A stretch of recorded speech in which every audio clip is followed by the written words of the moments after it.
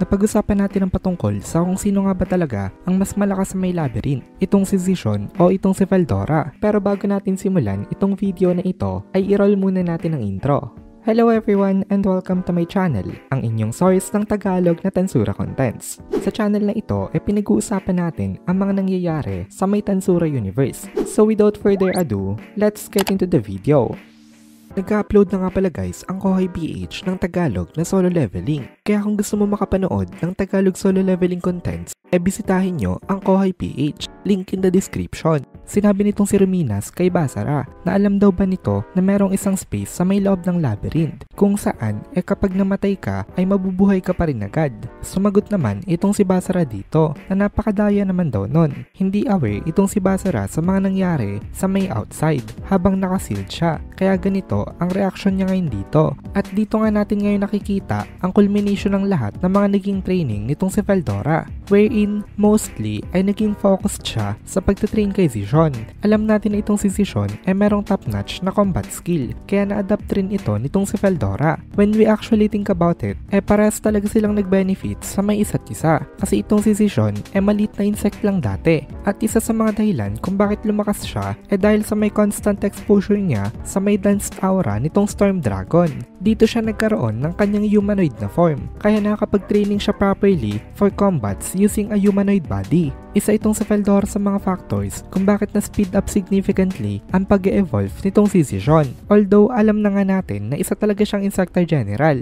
Then naging isang napakalaking factor din itong si Zision kung bakit naging master in combat itong si Veldora. Kasi naturally na naman na malakas talaga itong si Veldora at True Dragon nga siya. Skills lang ang lacking sa kanya nung una na dahil kay Zision and napunta na rin sa kanya. Naging next level itong Storm Dragon nang dahil talaga dito. Naging unstoppable itong momentum niya. Kaya kung hindi daw talaga nag-transform into Trinity itong si Dagruel kanina, wala itong kalaban-laban sa may current na Veldora ngayon. At itong laban nga ngayon itong si Veldora kay Dagruel nag-boost na naman ng kanya experience. Kasi nga dati, ang mga nakakalaban nitong si Veldora mga skilled na fighter lamang. Pero in terms of value, significantly na mas mataas siya sa mga ito. Like more than 10 times na mas mataas ang value niya compared kina Zision. Naabot pa nga halos ng around 20 times actually. Pero dito sa laban nga nitong si Veldora ngayon, mas mataas ang value nitong si Dagruel sa kanya. Kaya natuto siyang magmaniobra ng isang laban sa isang opponent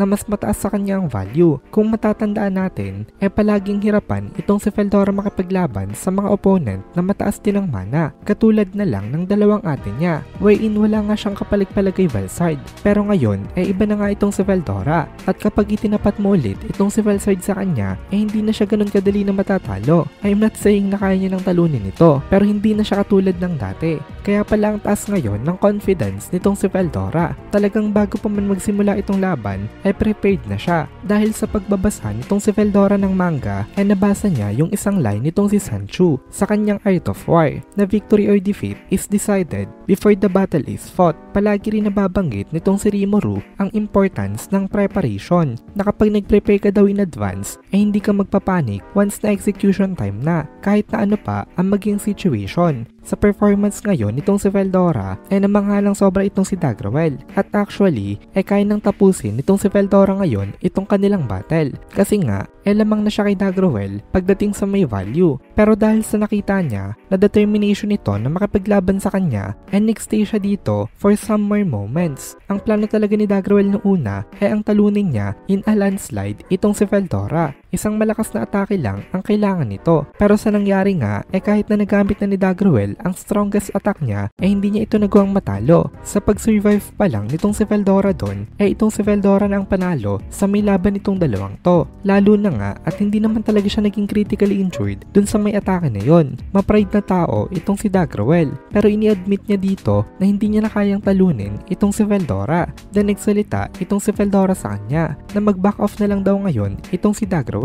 Kapag ginawa daw nito yon, uuwi daw silang quietly at doon na daw nila tatapusin natin itong kanilang laban. Basically, pinapag-fallback na lang nitong si Veldora itong kaibigan niya. Pero nag-reply itong si Daggerwell dito na ang kulit daw nitong Storm Dragon na ito. Hindi nga daw kasi pwede. Kailangan niya daw natalunin itong si Ruminas at pagbayadin ito. Yun lang daw magagawa niya para sa namatay niyang kaibigan nang dahil dito. Naintindihan naman itong si Veldora ang courtesy of the dead nitong si Daggerwell. Pero pumasok kasi sa isip niya na mas importante pa rin daw ang mga buhay pa kaysa dun sa mga namatay na. Kaya hindi na daw dapat ma-stuck in the past itong si Daggerwell dun. So ngayon nga, pareha silang may rason kung bakit hindi sila pwedeng mag-fallback. Kaya hayaan na lang daw nila ang rule of the jungle para ito ang mag-take place. Since dito nga daw kasi talaga ang malalakas na naghahari. Buo na ngayon ang loob nitong si Veldora na kahit na anong mangyari, pipigilan niya itong si Daggerwell dito. Kaya sabi niya sa kanya, pasensya na daw ito. Pero kakailanganin niya na daw na gamitin ang kanyang final move. Kinabahan itong si Daggerwell. Pero unfortunately, huli na para mag-react siya dahil na-unleash na ito nitong si Veldora. Nagkaroon ng rainbow-colored na darkness sa kanilang paligid at napalibutan nito ang buong land of the Holy Empire. Pati na rin ang Desert of Death na isang napakalaking area. Ito ay walang iba kung hindi ang Fertile Paradox nitong si Veldora. At dito na muna natin tatapusin itong video na ito. Kung nagugustuhan mo itong mga videos natin, ay please consider joining the membership para mapanood mo na agad ang mga kasunod na part dahil palaging advance ang ating mga members. Also, ay please consider leaving a like at mag-comment ka na din para ma-boost naman tayo ng algorithm.